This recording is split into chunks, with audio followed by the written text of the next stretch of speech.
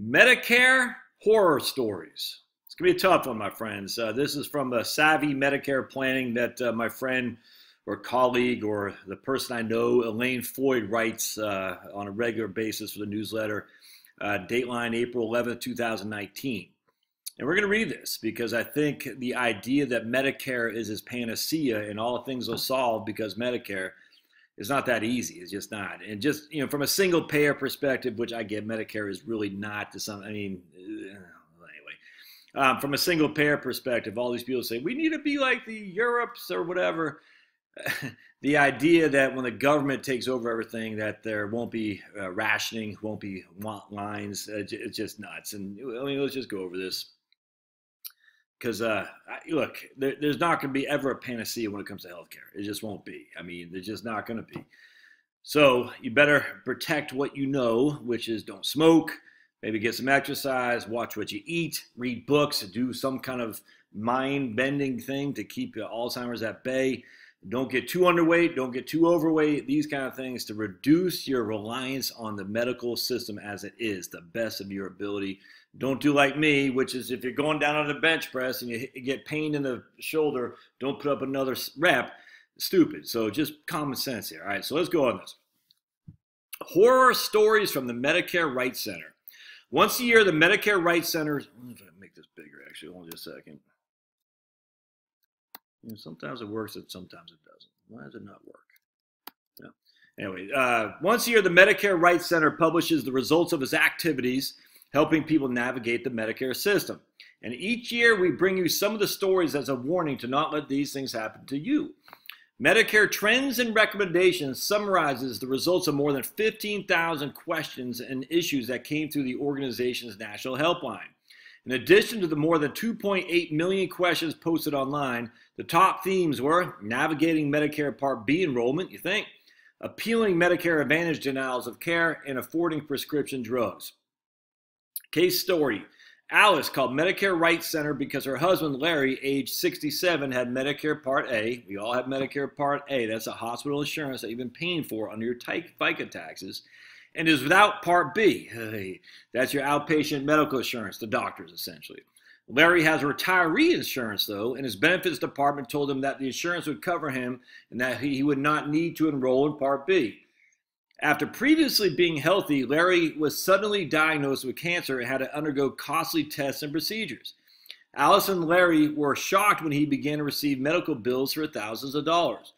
This is because Larry's retiree insurance only pays secondary on claims, and without Part B, Larry did not have a primary coverage for outpatient care. They only paid secondary. Meanwhile, Larry still needed chemotherapy and surgery. If he had Part B, it would cover the chemo and pay for needed physician services. But because Larry had not enrolled in Part B when first eligible, owing to poor advice from his benefits department, he now faced a several-month waiting period before Part B would take effect, and of course there'll be a late enrollment penalty, LEP. Larry had to decide whether to wait several months before beginning cancer treatment or start immediately and go deep into debt. A Medicare Rights Center counselor explained to Larry and Alice that given current Medicare rules, all Larry could do was talk to his employer, explain they had misinformed him, and ask them to cover him as primary until eligible for Medicare. Medicare Rights also referred Larry to a cancer foundation that could possibly offer him cost savings assistance. Listen here, please. The consequences of Part B enrollment mistakes like those Larry made are significant. Not only late enrollment penalties, which are significant and they will follow you for the rest of your life, higher out-of-pocket healthcare costs, and gaps in coverage that can present barriers to accessing needed services. In 2017, an estimated 700,000 people with Medicare were paying a Part B late enrollment penalty, with the average penalty being a nearly 30% increase in their monthly premiums. Through its helpline, on which around 26% of questions in 2017 had to do with Part B enrollment, Medicare Rights hears that people are very confused about how, when, and whether to enroll in Medicare. Many, like Larry, did not enroll in Part B because they had Part A. They were told they did not need to. when they should have, owing to incorrect advice from employers, benefits departments, and health insurance companies, and they had little or no recourse.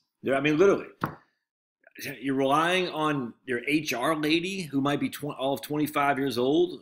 I mean, come on, man. I mean, that I don't blame. Well, do I blame? I don't know. Do I blame Larry for this? Do I blame the HR department? Do I blame the insanity of Medicare? I blame everybody for sure.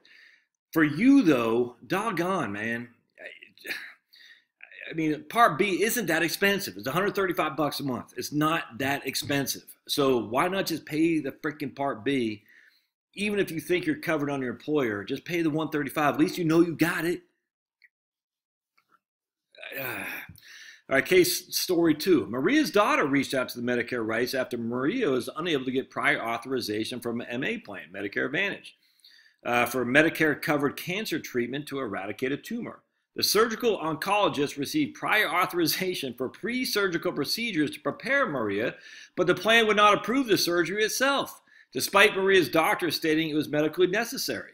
Maria did not receive a denial in writing from her plan. After receiving Maria's daughter's call, a Medicare rights counselor contacted Maria's plan, which struggled to locate her coverage determination and failed to explain why they approved the pre-surgical treatments but not the surgery. The plan reported that no formal appeal was on file, even though Maria's doctors had been in communication with the plan. Days later, she received a coverage determination from the plan, noting that they consider the cancer treatment to be unsafe, ineffective, and not of value. Again, she questioned why the plan approved the pre-surgical procedures but not the surgery itself. Medicare advised Maria to ask her doctor to file an expedited appeal. The doctor's office submitted a letter of support and research to support coverage. They won the appeal, and after the initial denial was overturned by the plan within 72 hours. All right, here's part 2, critical. Around 1 in 3 helpline callers have questions about accessing care through Medicare Advantage. Many of these calls relate to appealing denials of care. So remember, 33% of all calls to the Medicare helpline are because of Medicare Advantage, and many of them are around the denial of care. A recent OIG, Office of Inspector General report, stated that only 1%, listen to this, 1% of Medicare Advantage enrollees actually appeal their denied claims. And yet for those who do appeal, the report found the plans reverse an estimated 75% of the decisions. Now, that might be a little bit self-selecting there because 1% say, no, this is messed up, I'm appealing. However, let's just put it this way. Let's say it's off by a third. So 1% of the population, now we're going to say 50% of the population appeals. And we even say only a third, 25% get overturns. That's huge, huge. Right now, only 1% of the population appeals their denied claims. And of those who appeal, 3/4 get it overturned. Medicare Rights advises beneficiaries to appeal and ask for help from their doctors. Unfortunately, clients like Maria report that Medicare Advantage denials can be confusing with incomplete information available to members about why a service has been denied. Plans frequently cite a reason as not medically necessary with no individualized information to help the beneficiary understand the reason. Yeah, well, especially when they approve the pre-ops. In addition to asking appeal-related questions, Medicare rights clients sometimes seek help switching Medicare Advantage plans or rolling into the original Medicare when MA is not meeting their needs. Medicare Advantage provider networks are more limited than original Medicare, so some clients switch in order to have access to more doctors. Unfortunately, too, some individuals think that the providers are in network for a Medicare Advantage plan, only to find out later they are not.